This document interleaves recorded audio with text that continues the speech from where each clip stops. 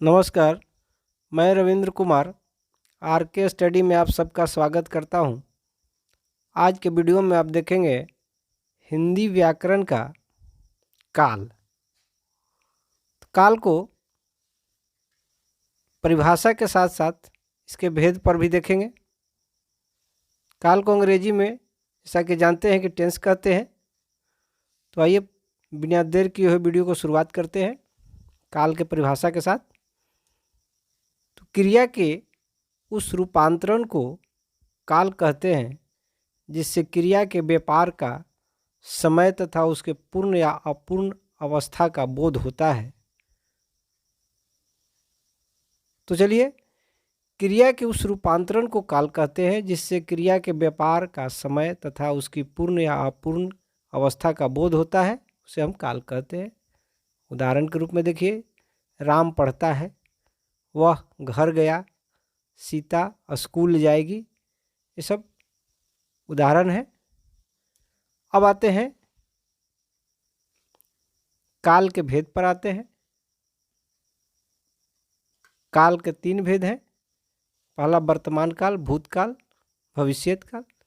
जैसा कि अंग्रेजी ग्रामर में देख चुके हैं कि टेंस के 3 भेद हैं, present tense, past tense, future tense. तो वही है, इससे कुछ दूसरा नहीं है। काल के 3 भेद, वर्तमान काल, भूतकाल और भविष्यत काल। आइए बारी बारी से इसके परिभाषा और भेद के साथ जानते हैं। तो सबसे पहले वर्तमान काल को देखते हैं। वर्तमान काल की परिभाषा पर आते हैं। क्रियाओं के व्यापार की निरंतरता को वर्तमान काल कहते हैं। तो वर्तमान काल, प्रेजेंट टेंस, जो वर्तमान में कोई कार्य होता है उसे वर्तमान काल कहते हैं। यानी क्रियाओं के व्यापार की निरंतरता को वर्तमान काल कहते हैं। जैसे वह खेलता है, देखिए खेलने का काम हो रहा है। तुम पढ़ते हो, तो ये पढ़ने का काम हो रहा है। तो ये सब वर्तमान समय में हो रहा है, इसलिए वर्तमान काल का उदाहरण होगा। अब आते हैं वर्तमान काल के भेद पर। वर्तमान काल के 5 भेद हैं। हिंदी में यदि काल को देखें तो हिंदी में वर्तमान काल के 5 भेद हैं। जैसा कि अंग्रेजी में प्रेजेंट टेंस के 4 भेद थे, तो 4 भेद होते हैं, वैसा हिंदी में नहीं है। हिंदी में वर्तमान काल को के 5 भेद हैं। और वह भेद देखिए, सामान्य वर्तमान, दूसरा तत्कालिक वर्तमान, तीसरा पूर्ण वर्तमान, और चौथा संदिग्ध वर्तमान, और 5वां है संभाव्य वर्तमान। तो हिंदी व्याकरण में वर्तमान काल के 5 भेद याद रखेंगे, न कि 4 भेद। वो अंग्रेजी ग्रामर में 4 भेद होता है, यहाँ 5 भेद हैं। पहला सामान्य वर्तमान, दूसरा तात्कालिक वर्तमान, तीसरा पूर्ण वर्तमान, और चौथा संदिग्ध वर्तमान, 5वां संभाव्य वर्तमान। आइए इसका बारी बारी से परिभाषा को देख लेते हैं। पहला देखिए, सामान्य वर्तमान। क्रिया के जिस रूप से क्रिया के वर्तमान काल में सामान्य रूप से संपन्न होने का बोध होता है, उसे सामान्य वर्तमान कहते हैं। अंग्रेजी में कहे तो प्रेजेंट इंडेफिनिट टेंस है। प्रेजेंट इंडेफिनिट टेंस क्रिया के जिस रूप से क्रिया के वर्तमान काल में सामान्य रूप से संपन्न होने का बोध हो, उसे सामान्य वर्तमान काल कहते हैं। जैसे देखिए, मैं पढ़ता हूँ, तुम खेलते हो, सीता स्कूल जाती है। इसमें वर्तमान काल तो है, लेकिन कोई समय निर्धारित नहीं है। पढ़ने का काम हो रहा है, लेकिन कब हो रहा है इसका कोई पता नहीं है। यानी मैं पढ़ता हूँ, तुम खेलते हो, सीता स्कूल जाती है, तो यह है सामान्य वर्तमान। अब देखिए तात्कालिक वर्तमान। कोई कार्य वर्तमान काल में चालू या जारी रहने का बोध हो तो उसे तात्कालिक वर्तमान कहते हैं। अंग्रेजी ग्रामर में तात्कालिक वर्तमान काल को जो प्रेजेंट कंटिन्यूअस टेंस कहते हैं, तो प्रेजेंट कंटिन्यूअस टेंस ही है। देखिए उदाहरण के रूप में, वह एक पत्र लिख रही है। देखिए पत्र लिखने का काम जारी है, यानी प्रेजेंट कंटिन्यूअस टेंस है, यानी तत्कालिक वर्तमान काल उसको कह सकते हैं। तुम खेल रहे हो, ये सब तत्कालिक वर्तमान काल का उदाहरण है। अब आते हैं तीसरा, पूर्ण वर्तमान। पूर्ण वर्तमान काल की क्रिया से ज्ञात होता है कि क्रिया का व्यापार वर्तमान काल में पूर्ण हुआ है। जो क्रिया का जो काम है वो अभी अभी पूर्ण हुआ है, जैसे प्रेजेंट परफेक्ट टेंस में देखे थे, तो वही चीज़ है पूर्ण वर्तमान में। देखिए, राम ने खाया है, ये खाने का काम अभी अभी समाप्त हुआ है। वह घर गया है, तो ये सब पूर्ण वर्तमान है। अब आते हैं संदिग्ध वर्तमान। संदिग्ध वर्तमान जिससे क्रिया के संपन्न होने में संदेह, इसमें संदेह प्रकट हो, जिससे क्रिया के संपन्न होने में संदेह प्रकट हो परंतु उसकी वर्तमानता में कोई संदेह नहीं हो, तो उसे संदिग्ध वर्तमान कहा जाता है। जैसे उदाहरण में देखिए, गाड़ी आती होगी, वह खाता होगा, ये संदिग्ध है। होगा, वह खाएगा या न खाएगा वो बात दूसरी है, ये संदिग्ध है। तो इस तरह से गाड़ी आती होगी, ये संभावना व्यक्त किया जाता है, संदेह है, आएगा या न आएगा इसकी कोई संभावना नहीं है, यानी संदिग्ध है, इसलिए इसे संदिग्ध वर्तमान कहा जाता है। अब आगे आते हैं संभाव्य वर्तमान। देखिए, यहाँ संभावनाओं को व्यक्त किया जा रहा है। संभाव्य वर्तमान में क्रिया के वर्तमान काल में पूरा होने की संभावना रहती है, उसे संभाव्य वर्तमान काल कहते हैं। जैसे उसने खाया हो, वह चलता हो, यह संभावना व्यक्त की जा रही है वर्तमान काल में, इसीलिए इसे संभाव्य वर्तमान काल कहा जाता है। तो याद रखेंगे कि प्रेजेंट टेंस वर्तमान काल के 5 भेद हैं, और ये पांचों भेद अभी आप देखें। चलिए आगे आते हैं भूतकाल पर। ये भूतकाल पास्ट टेंस, क्रिया के जिस रूप से कार्य की समाप्ति का बोध हो उसे भूतकाल कहते हैं। क्रिया के जिस रूप से कार्य की समाप्ति का बोध हो उसे भूतकाल कहा जाता है। जैसे उदाहरण देखिए, वह घर गया, मैं पढ़ रहा था, ये बीते हुए समय को दिखा रहा है, उसे भूतकाल कहेंगे, पास्ट टेंस कहेंगे। अब आते हैं इसके भेद पर। भूतकाल के देखिए 6 भेद है, जबकि अंग्रेजी ग्रामर में 4 ही भेद होते हैं भूतकाल के पास्ट टेंस के। Past indefinite tense, past continuous tense, past perfect और पास्ट परफेक्ट कंटिन्यूअस टेंस। लेकिन हिंदी व्याकरण में यह 4 भेद न रह करके भूतकाल के 6 भेद हो जाते हैं। यहाँ देखिए 6 भेद, नाम याद रखेंगे। सामान्य भूत, आसन्न भूत, पूर्ण भूत, अपूर्ण भूत, संदिग्ध भूत और हेतु मद भूत। तो ये 6 प्रकार के भूत काल के भेद हैं, जिसे याद रखेंगे। अब आइए बारी बारी से इसके परिभाषा पर चलते हैं। पहला देखिए सामान्य भूत। सामान्य भूत में सामान्य भूतकाल की जिस क्रिया से कार्य समाप्त होने का बोध होता है परंतु कार्य समाप्ति के लिए समय निश्चित नहीं होता है, उसे सामान्य भूत कहते हैं।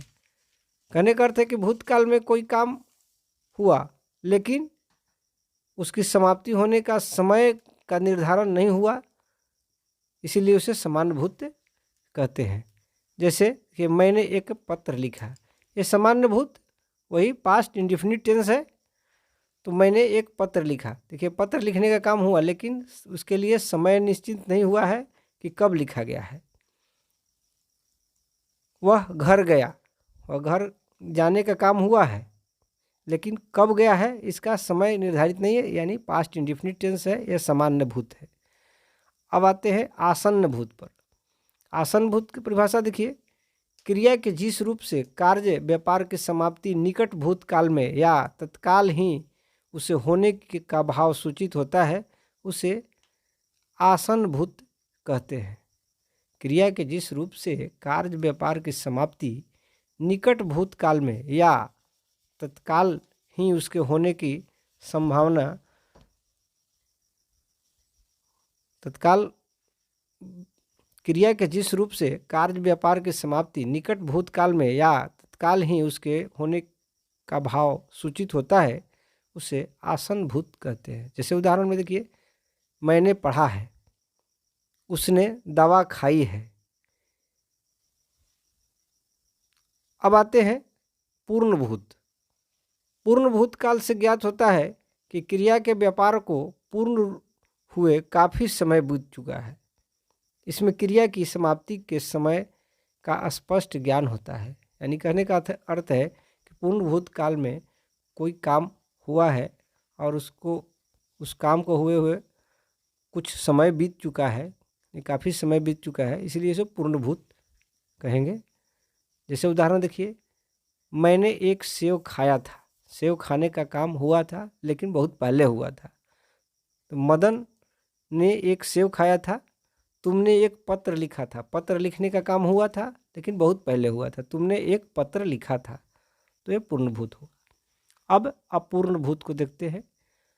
अपूर्णभूत काल से यह ज्ञात होता है कि क्रिया भूतकाल में हो रही थी, उसका व्यापार पूरा नहीं हुआ था लेकिन जारी था।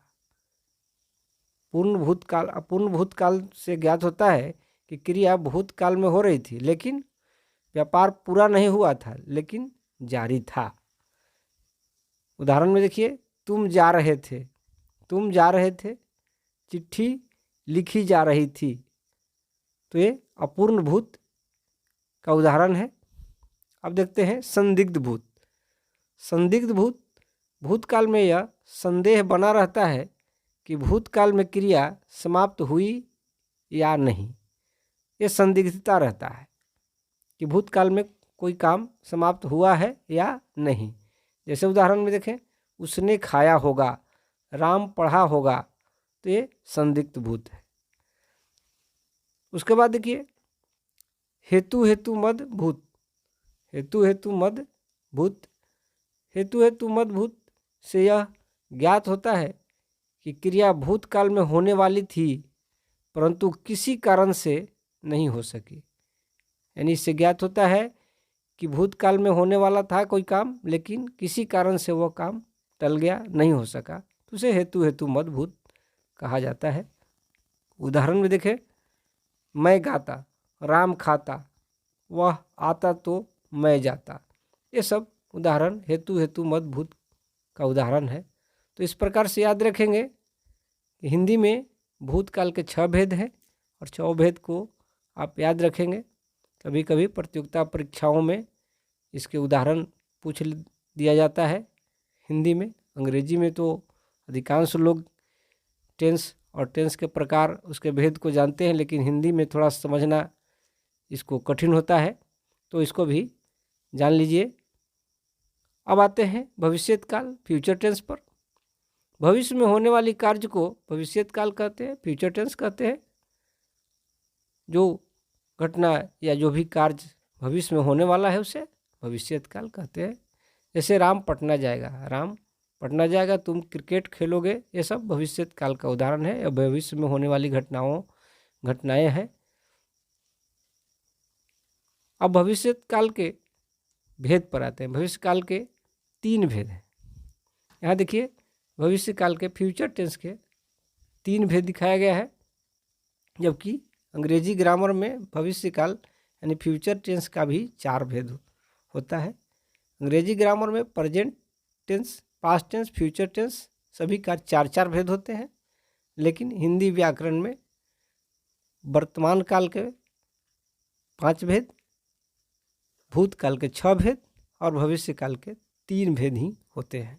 ये तीनों भेद हैं सामान्य भविष्य, संभाव्य भविष्य और हेतु हेतु मद भविष्य। तो आइए तीनों को बारी बारी से देखते हैं परिभाषा के साथ। तो सामान्य भविष्य पहले जानिए, सामान्य भविष्य किसे कहते हैं। सामान्य भविष्य से यह ज्ञात होता है कि क्रिया समानता भविष्य में संपन्न होगी। सामान्य भविष्य से यह ज्ञात होगा कि क्रिया समानता भविष्य में संपन्न होगी। जैसे देखिए, सीता स्कूल जाएगी, राम घर जाएगा, यह भविष्य में होने की संभावना है, यह भविष्य में घटने वाली घटनाएं हैं। तो ये भविष्यत काल, सामान्य भविष्य इसको कहेंगे। और अंग्रेजी ग्रामर के अनुसार अगर इसे कहा जाए तो फ्यूचर इंडेफिनिट टेंस इसे कहा जाएगा। अब दूसरा देखिए संभाव्य भविष्य। इससे भविष्य में होने वाली किसी कार्य की संभावना का बोध हो तो इसे संभाव्य भविष्य कहा जाता है। इससे भविष्य में होने वाली किसी कार्य की संभावना का बोध होता है, उसे संभाव्य भविष्य कहा जाएगा। जैसे देखिए, मैं सफल होऊंगा, वह विजयी होगा, यह भविष्य में होने वाली संभावनाओं को भी व्यक्त कर रहा है, तो यह संभाव्य भविष्य है। तो आगे देखिए तीसरा भेद पर आते हैं, हेतु हेतु मद भविष्य। हेतु हेतु मद भविष्य, इससे भविष्य में होने वाली एक कार्य दूसरी कार्य के होने पर निर्भर रहती है।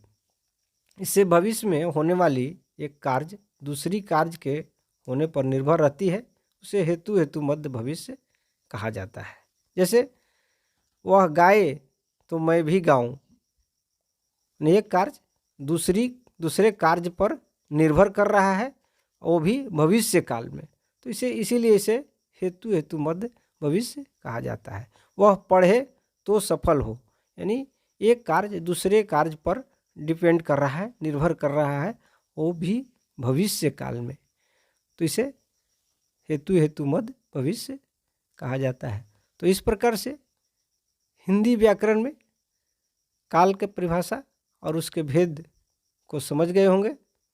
ये अंग्रेजी ग्रामर के टेंस से कुछ अलग तरह का है। अंग्रेजी ग्रामर में टेंस के 3 भेद, प्रेजेंट टेंस, पास्ट टेंस और फ्यूचर टेंस, और ये तीनों का 4-4 भेद होते थे। लेकिन हिंदी व्याकरण में वर्तमान काल के 5 भेद, भूतकाल के 6 भेद और भविष्य काल के 3 ही भेद होते हैं। तो इन्हें नाम के साथ, परिभाषा के साथ याद रखेंगे। कभी कभी प्रतियोगिताओं, परीक्षाओं में इनके भेद से संबंधित प्रश्नों को पूछ दिए जाते हैं, तो इसे ध्यान में रखेंगे, इसे याद रखेंगे। तो आज के लिए बस इतना ही। वीडियो को हम यहीं पर समाप्त करेंगे। वीडियो को समाप्त करते हैं, और वीडियो देखने के लिए आप सभी को बहुत बहुत धन्यवाद।